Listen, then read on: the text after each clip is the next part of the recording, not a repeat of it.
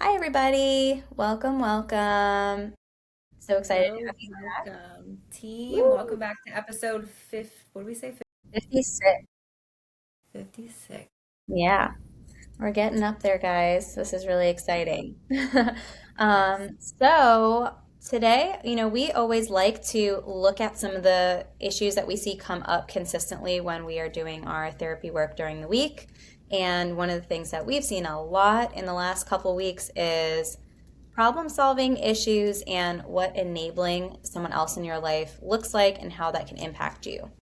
So, is enabling helping? Let's talk about it. Enabling is so different than helping, and I get like exhausted. Well, I used to be such an enabler, so this one hits home for me. But I think it's sad because when people think enabling, they think like, I'm giving this person everything, and I'm not, so I'm not enabling. But I also think if like you define enabling, it's also doing something for somebody who they can do it themselves, like they're fully capable to do it themselves. And I think that comes with a plethora of issues of you trying to control a situation or not wanting to feel stuff or you having your own fears about what might happen if you don't do it. For you, what situations do you see maybe with clients or with people you know in general where enabling comes out the most? I think in parent-child relationships, in toxic or abusive relationship dynamics, especially, I think are the two that I see the most. Um, would you agree? That's like pretty much where we naturally see it. I mean, I think it's like obviously we think of classic issues like substance users and people who have like drug problems or, addictive behaviors and that kind of thing. I mean, it could be hoarding. There's so many maladaptive behavior patterns, but what do you think? Kind of the same? Yeah, I feel like enabling comes in it can come in, every form of relationship. But I think the biggest ones are that we're going to see are going to be a Yeah. parent child or relationship. Yeah, I mean, I think the way you described enabling makes a lot of sense, but to me, I view it more as someone trying to help another person escape like the consequences of their choices or, avoid bad outcomes because of their choices. That's like a lot of the time I think about it in maybe a little bit more of a like a negatively valenced light. Because it's not really like, oh, I'm enabling someone means that I'm just helping them fix their problems. It's also let me cushion them so that they're not encountering anything negative that could happen because of their action or lack thereof. Right, it's like let me save you. Yeah, And sometimes it's like let me save you because I don't either want to watch you go through the pain or I don't want to feel the pain or I want this to work, and it's like a controlling aspect. So a lot of times when yeah, you think about control, it's like not a negative thing. It's like we think we're doing it in a loving way. yeah. Like, if I can save this person from this, they're going to be better off. So it's like my responsibility. I can do it for them. Hmm. But what would you say? Why would you define enabling a bad thing? Well, I think any opportunity that you take away a chance for a person to fix their own problem is stunting them. It's robbing them of this unique opportunity or a cross section of their life where they have to grow through it. So that's why it's bad. I mean, just like let's look at some examples from some of the populations that we were talking about, right? If you're in an abusive relationship and let's say it's emotionally abusive and this person just uses you as a punching bag, some people might say, well, at least they're not doing it to other people, so I'm going to take it, right? It's okay because he's just talking to me that way, but it's not the people at work. It's better that way. We need his job. Like that could be an example, right? You're enabling abusive behavior and not allowing there to be a consequence for this person by you advocating for yourself or getting help, right? They're going to do it to you because they can and you're allowing it. And there's no negative outcome. So obviously this is going to happen. Same thing with like a parent child, right? Your kid is never going to learn how to solve problems, how to communicate with other people if you're stepping in constantly and doing it for them. They're never going to learn how to cut their food if you're constantly cutting their food for them. A kid can't be 10 and you're like, here's your chopped up chicken nugget. They're never going to learn. And it's a really silly example, but I mean, use that on a larger scale to think about. That's just a small opportunity to show frustration is normal. It's okay to be like, this sucks, I have to learn it. Like I was just going through this with the girls. They wanted to learn how to tie their shoes. And like I showed them a couple times and I was helping them and they were just getting frustrated like, "Oh, this is so hard. I can't do it." I'm like, "Yeah, but I can't do it for you. Like I can't tie your shoe every time. I can't teach you how to whistle because I can't make that with your mouth for you." Right. And then it's just like this expectation that That's like of it's just this expectation that it's always going to be that way. Like I think yeah. about that in like the example you gave. Yeah, if you always cut your kids' food, they're just going to be like, "Yeah, mom always cuts my food." Like hmm that's your brain process, right? Like Yeah. why, why would I think to cut my food? I don't I've never Right. had I've never had Exactly. nobody's made me cut my food. So then you have grow that child into an adult and then it's hmm like that entitlement of, well, why isn't somebody doing this for me? And then when nobody does, you're like, oh shit, no one's gonna do it for me. And then that's when those emotional collapses happen with like people who have been really enabled of like, I can't do it, life's just too hard. And you're seeing like these extremes of like dysregulation. And like, oh, because now you're having to learn at 22 years old, like, oh, I left the house and like my girlfriend's not gonna cut my chicken. Yeah. Right. I mean, that's literally what happens though. You know? I think just even from like our science corner here, right? We know that as the brain grows and encounters new things, you develop new pathways for learning and problem solving. So if you are stepping in for a person who is either ill-equipped or unwilling to solve their own problems and to address their own shortcomings, which everyone has them, it's not bad to have a shortcoming, right? You are taking away the ability for their brain to literally grow, which is like extremely sad when you think about it that way, but that's the truth. How much more difficult is it when they have to like face the reckoning eventually and figure it out without your help? I mean, now we also have other issues that are going to come up, codependence issues with some of these people that have been problem solved forever, you know, rejection issues. Oh, why are you not doing it for me? Issues with boundaries, right? Like, oh, suddenly you're not willing to help me. That's a lot of, I think you worked in addiction for quite a bit of time, right? So I'm sure you're more familiar with this, but in at least in the realms that I've seen, it turns into, oh, well, they don't love me anymore. They just they stopped giving me money. Like they stopped letting me do XYZ in my room in their house. Okay, that Right. isn't a representation of love, but it feels Right. that. I feel like there's a sheet I like give out to some of my clients and like it's always in my brain because it's how I track people, but when we look at the basic needs, one of them is boundaries. It's like we're hmm scanning somebody's boundaries and what those look like and how they grew up with boundaries, but they don't call them boundaries. It's on the sheet, it's called loving limits. And I love that because it's always stuck with me. I'm like, what's a loving Yeah, limit? Oh, like basically you're teaching, I'm putting this boundary in because I love you. And if yeah, I don't put it in, like it's not going to be good for you in the future. And it's going to suck when I have to put this boundary in because you're not going to like it.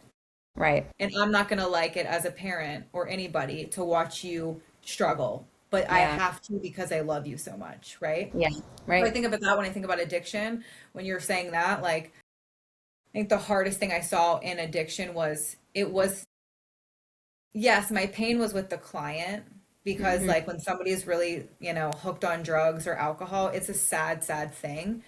Um, because the physicality of that stuff is just really difficult to watch as well as the mental and emotional struggle. But put that aside, my heart would ache for families because the helplessness that a family has when somebody you love struggles with addiction is like you want to do everything. But the reality is, when somebody's struggling with addiction, the things that drugs do and alcohol do to your brain and body to make you so hooked on them is like you become manipulative. You're going to do anything you can to still use. And if your family does not practice loving limit boundaries, Mm-hmm. it's like I used to see that when we lived down in Miami. Like the sentence I would see all the time, especially when you have wealthy families down there, would be Mm. like, well, I'm not going to make my kid be homeless. Of course, I'm going to give them money to go buy food and stuff. It's my child. And I'm like, okay, but your kid hasn't never had a job and your kid's living in your house and they're laughing when they come into a therapy session because they're like,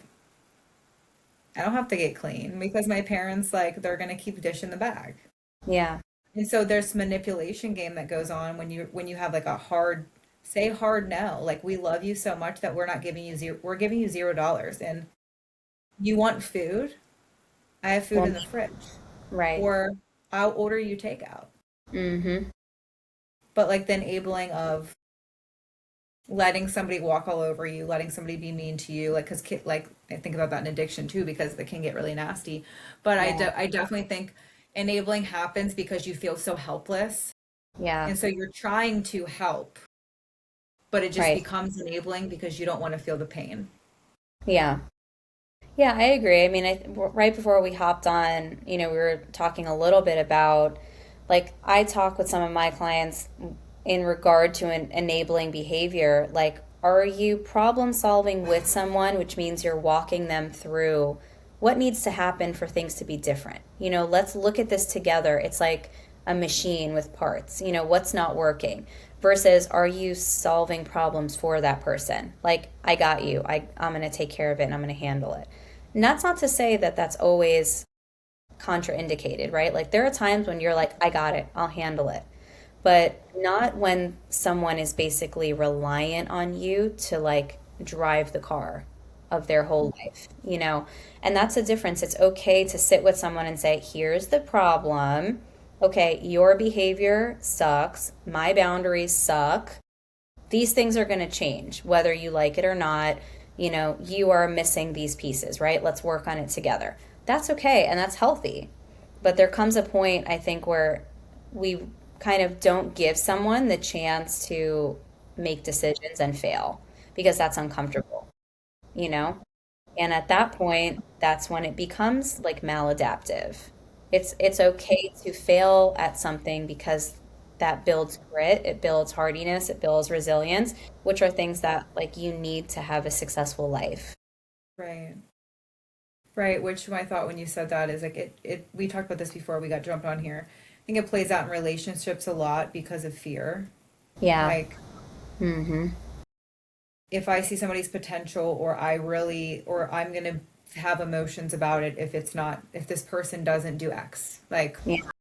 if this person doesn't get a job, I'm gonna have to provide financially or I'm gonna have to do and like that scariness of like I don't want to break up with them and I so let me just do it for them. Yeah. But like I think the sad reality of that is that's not who that person is. You're not getting to see who that person is. Like I think the sadness of that is what would happen if I didn't do it for them? Mm-hmm. They might show me who they are and they might show me that they don't give a shit. Yeah. And this might be them for the rest of their lives. And what does that look like for me? And that realization is really scary. Yeah. And so it's like I rather just one of my clients. I think I said this on an episode before. She calls it Captain Save a How because we like deem it as that of like yeah, I just want to go and you see people's potential and you're like I got you, and then you end up overdoing and overdoing. Which I will say, one of my clients recently was like, okay, so what's the difference between I want to help my partner though. How do you become a supportive partner without enabling? And I was like, Question. well, we were talking about her boyfriend currently, and I was like there's no problem helping him if he's like, hey, babe, I need to Mm-hmm. fill out this thing and I don't really know. Do you think you can sit with me while I do it and help me figure it out? Mm-hmm. Sure. Like sit there, be like, okay, yeah, let's do it together. But don't be like, don't let him be like, yeah, let's do it together. Here's my laptop, and then walk away, go play video games, do what he wants to Right. do, and now you're Yeah. sitting there, you're doing it. Now you are enabling because you're like, well, I guess I'll just do it. And people get conned into that and then they don't realize until it's too late like oh I'm like now just doing everything. Right. and then you Yeah, become angry and resentful. I mean, I think that that happens a lot. Like this shift changes a lot towards the end of relationships too, because that pattern happens when you have like someone who is like their attachment styles don't match up, right? So you end up having someone who needs a lot of support, just latches onto someone and then is like, "Oh, well, I'm helpless now." You know, your role has changed.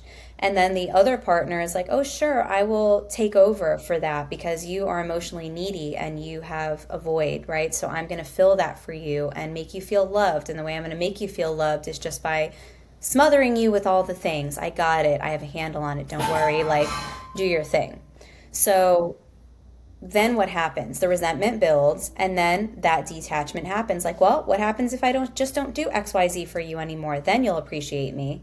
And then what happens? Now we see the other real version of the person, and we see what it's actually like when you rely on them to do their own stuff and to be accountable and to take ownership, right?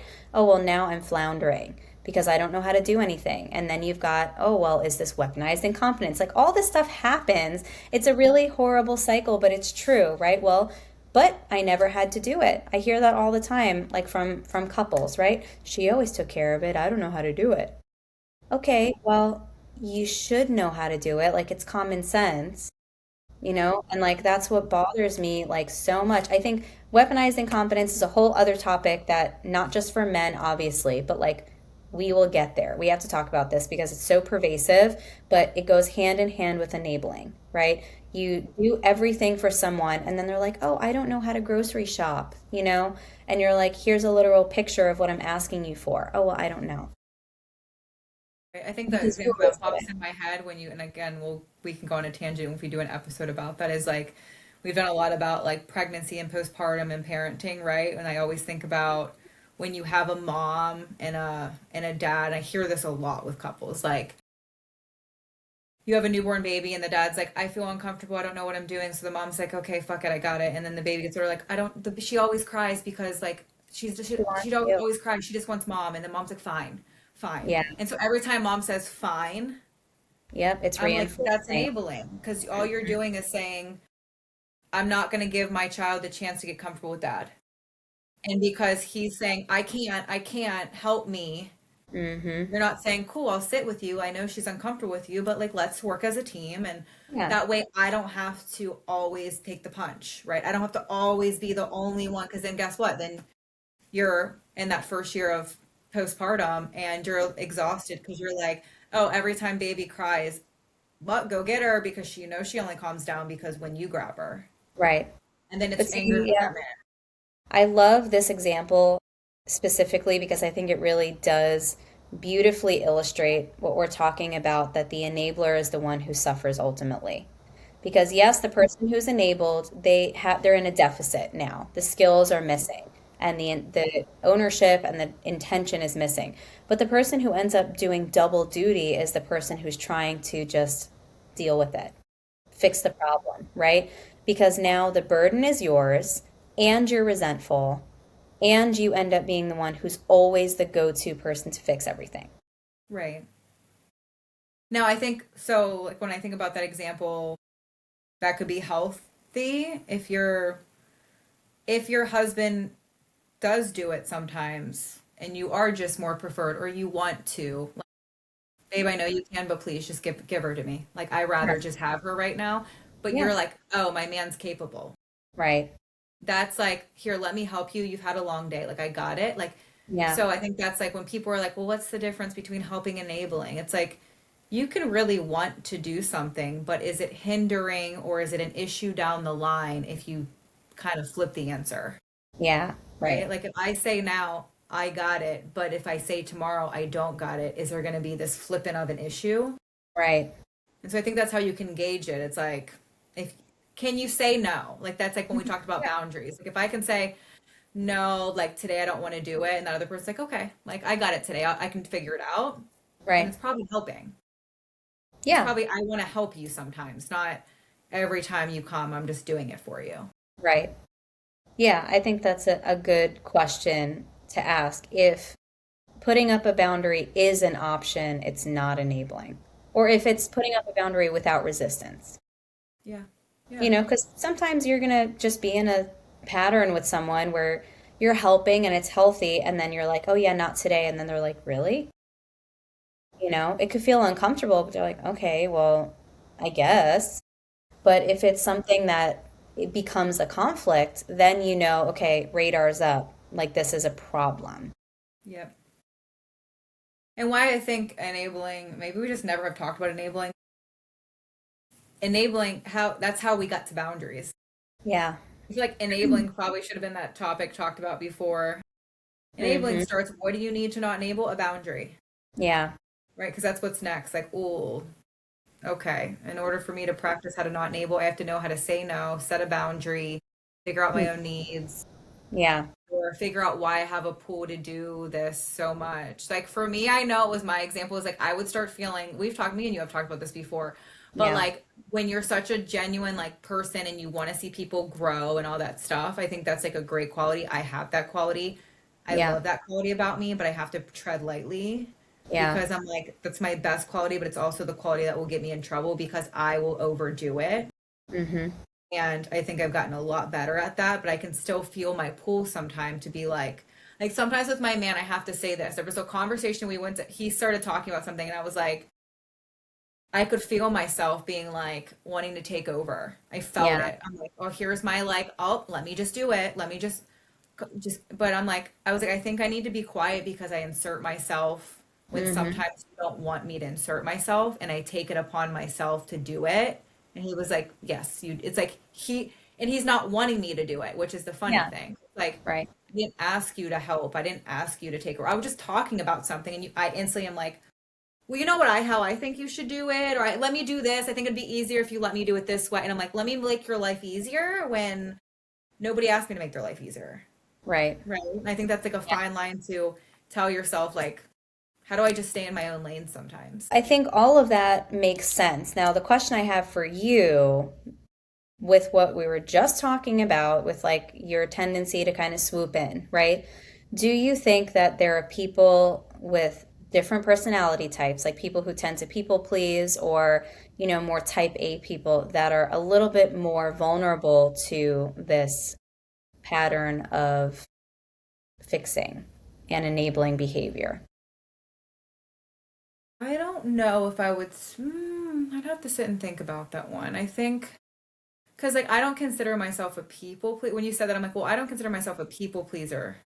But I think it would be hard for a people pleaser because they want people happy Yeah, with them. So if they right. can, Yeah, if that's my I question. can help this person and make them happy with me, now I'm getting validated, right? Where Yeah. mine would be more like, I love this person so much and I do want to kind of make it easier for them. I think I do have that. Like, well, if I have the tools and I can help you, why not make your life Right. easier?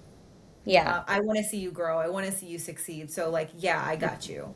Which, Yeah. and younger me used to think that was supportive. And then I learned, like, no, like, that's again what we talked about at the beginning. That's just me overdoing it instead of watching my partner do something and mess up and doing it their own way. And I'm like, they have to learn their own way. And it might be different than my way. Yeah. And Right. that makes me very, even thinking about it, I'm like, that makes me uncomfortable. I'm like, Hmm. I kind of have a way that might make it easier. So why don't you try this way first and see what happens? When the reality is Yeah. that's just one way. Right. Like, and I had to fall when I learned stuff. So it's like, why am I, they have to go through their own stuff, which is kind of back to parenting, like we said, like Hmm. watching your kids fall and being like, Yeah. Right. okay, so like, what'd you learn from it? Yeah. I suck to watch you in that bad place, but like, what do you think you got from it? Hmm. And a lot Yeah. of times, I think people, that I think that like that's exactly it. That for some reason we as like I think a generation, a society, like we have a discomfort with allowing people to be uncomfortable. yeah, You especially know? when it's somebody you like. For me, when you asked about people pleasing versus maybe what I do, Hmm. if it's probably a stranger or something, I'm kind of like, nah. But if it's somebody that I care for deeply or I like, or you're my friend or you're my partner or you're a family member, I'm like, I love you and yes. Which Yeah. people pleasing I think is maybe all around, like you just want Right. people. So yeah, Yeah. you're right. I think like so back to what you said, but yeah. Yeah. Well, I think that in the parenting like realm, it's extremely hard not to enable your kids. Yeah. And that's, even if you are the like a strict, tough parent with lots of rules and lots of boundaries and lots of expectations, it's hard to like sit and watch your kid mangle something with a fork because they're learning how to pick it up. Or, they're learning how to cut, or they're learning how to pour into, like, to bake and pour flour into a container. It's hard to not just be like, you know what, you go play, I'll do it. Right. It's hard, but how are they ever going to learn how to do those things? So that's the other thing too. It is mutual to give someone the opportunity to try and learn and make a mistake while you sit there to help them like pick it up. It's not enabling when you're allowing them to go through the process and grow, like we've been saying, and then you're like, okay, let's reflect on that. What was the issue? What went wrong? What was good about it? What do we need to do next time? Like, that's, I think, love. That's genuine care, right? That's honesty with someone. I think that, like, for me, enabling is an incredibly, like, dishonest thing. And, like, what I mean by that is, like, it's not coming from a place of necessarily, like, the best intention, even though you're like, well, I'm trying to help somebody, right? I'm doing it for them. When you, like, really break it down, you're just doing what's good for you. Right. It's when you It's break it self, down, it's selfish. yeah, Like I'm gonna do this for you because it makes me feel good about the situation. right. So Yeah. I think that's why like when I gave that example of myself and I like you said, I think it's hard for anybody, but I definitely when you even brought up like parenting, I'm like I know me and my mom have had those kind of conversations of like how hard it was to watch me Mm, struggle. Like she was like, I yeah. would be at home sick, Yeah. and your dad would be like, nope, do not help her. Yeah. AKA right? It was just like Yeah. trusting that I would figure it out. Like, how do you trust that your kid figures it out? You just do, right? You're like, Yeah. okay. And I think as a parent or when you love somebody, I think the hardest thing that you can do, but the biggest act of love is that. Like, Right. I'm gonna sit here and like pick you up whenever you fall down and like because with the example you gave like about dangling on the fork and stuff, I was like, Mm, yeah, if we think about like stages of adults or stages of humans, like we gave good examples of like infants and kids, but think about that. Like, it doesn't get any easier when your kid's a teenager and they're getting bullied and they're right. getting made fun of, and you can't save them from that. Like, it's gonna happen. So it's like, how do you teach them and how do you watch them hurt and like have conversations around it and Yeah. do what you can as a parent. And then, kids are gonna date, and then you're gonna be like, oh my God, I can't save my kid from a heartbreak. And it's Right. like, there's all these stages where you're like, I can't save my kid from all the bad. Right. Right. So I think like that's the whole concept of enabling is like the reality of like I can't save you from stuff. Yeah. And I mean, I think reflecting as a parent, I always toe the line between I want my kids to know that I love them unconditionally and I am ride or die for them. I will do anything for them and I will save them. I'm here for them. They'll always have a room in my house. But I also want them to know that they are responsible, independent people who have ownership.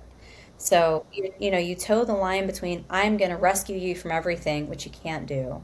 And I want you to feel welcome and loved and like look back on me like mom was always there for me. But part Yeah. of that is me teaching you how to deal when I'm not around.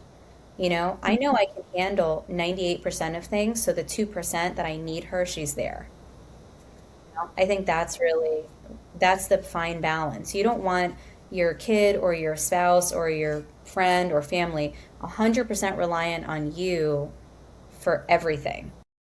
Because yeah, you're there for everything, but it's literally everything. They don't have the ability to like problem solve.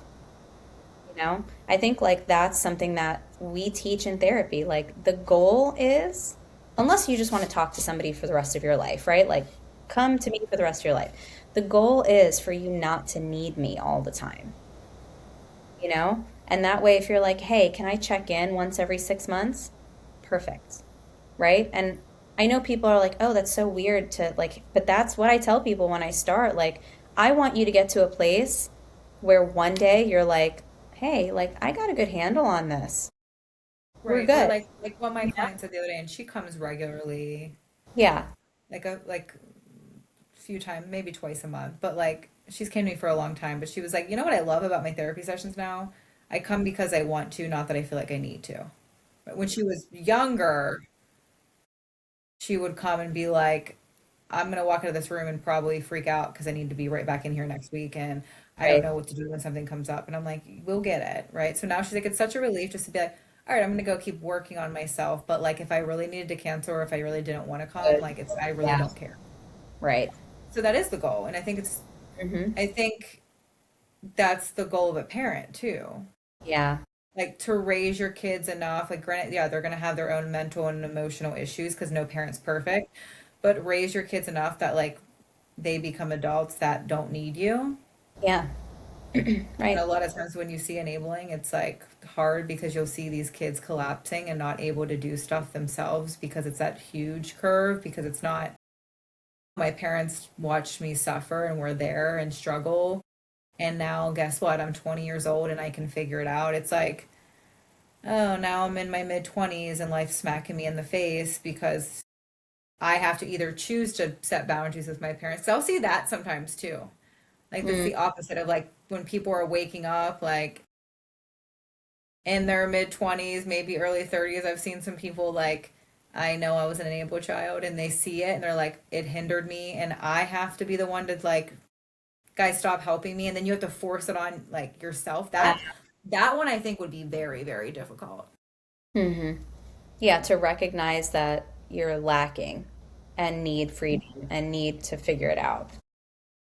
Yeah, that's scary. I mean, I think that brings up a sense of like trust and safety issues too. Because I think when people are enabled, they feel this umbrella of like, oh, I'm safe because you got me. But then when that is not possible, or you grow, or people pass away, or they move away, or you disconnect from people, and you're like, wow, I'm floundering. Like, I really have no idea what I'm doing.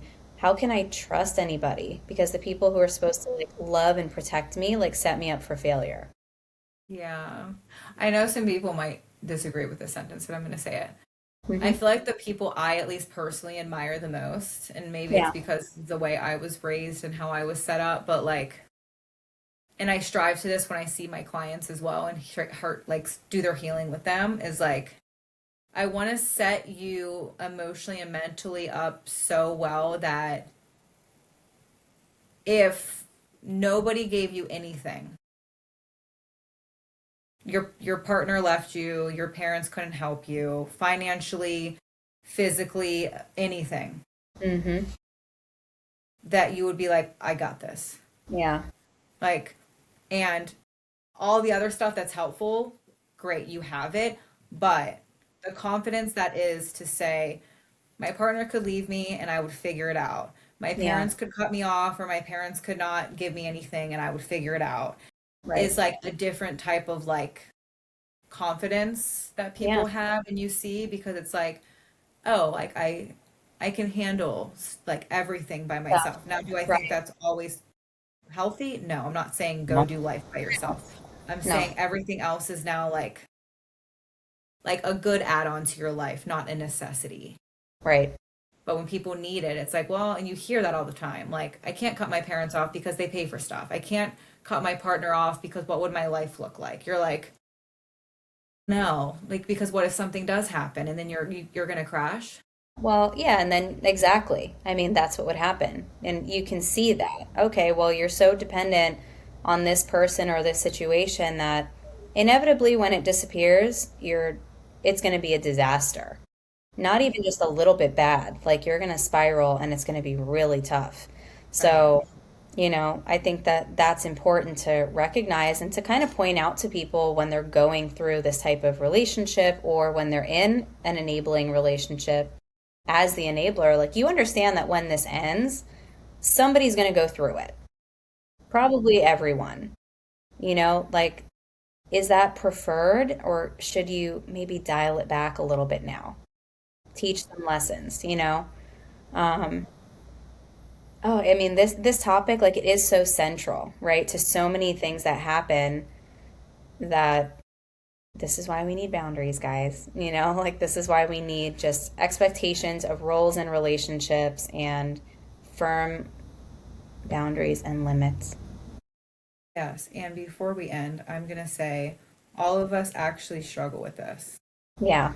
I don't think I've met one person who was like at some point through some stage or phase that has either on either side been Mm. enabled or been the enabler. And Yeah. so I'd be interested to hear people's if you think about your relationship, because I can think about a plethora of my relationships where I'm like, Yeah. yes, I Yeah. struggle. Yep, I was the enabler, or yep, I didn't want to do that, so somebody else did it for me.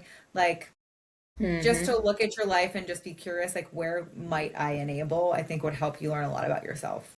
Yeah. Oh, 100%. Ow, I don't even like to think about that because it's so true.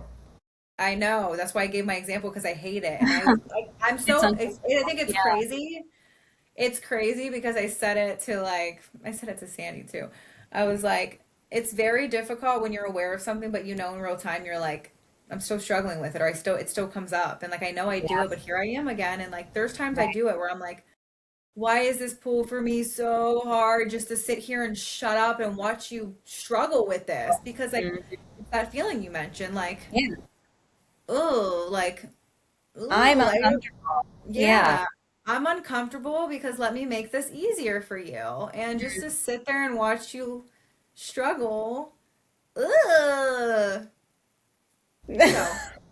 Yeah, parents of toddlers who are learning how to dress themselves, put their own shoes on, get themselves in their car seat, report back. Because we know you all are in the thick of it. Right. Yeah. So let us know what you're struggling with your enabling tendencies of. We would love to hear it. Okay, guys. Until Until next next time. time. Bye.